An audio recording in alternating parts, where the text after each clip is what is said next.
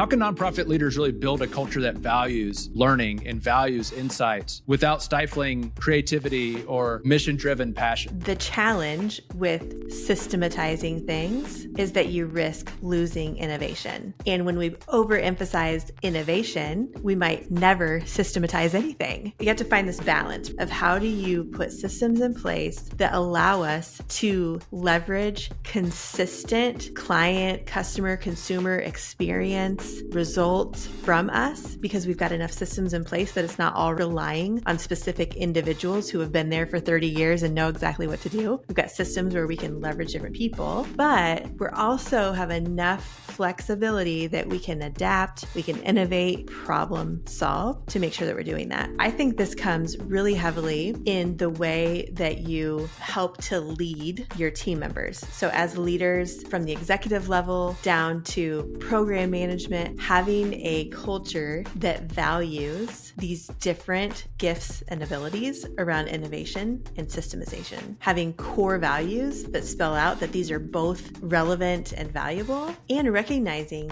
the human intelligence side of things says that each person has unique gifts, talents, and abilities. And some people are wired to systematize, and some people are wired to adapt. And we need both. Yes. But we need to know the context in which we need them, and we need to not try to put a systematizer into a role that requires them to constantly adapt, and vice versa. But that requires people understanding their own strengths and gifts, us as leaders understanding those strengths and gifts, and then leveraging them appropriately to have diversity of gifts and strengths, but also deploying them in those ways. So having both as part of your values and the actual hard skills and abilities within your team.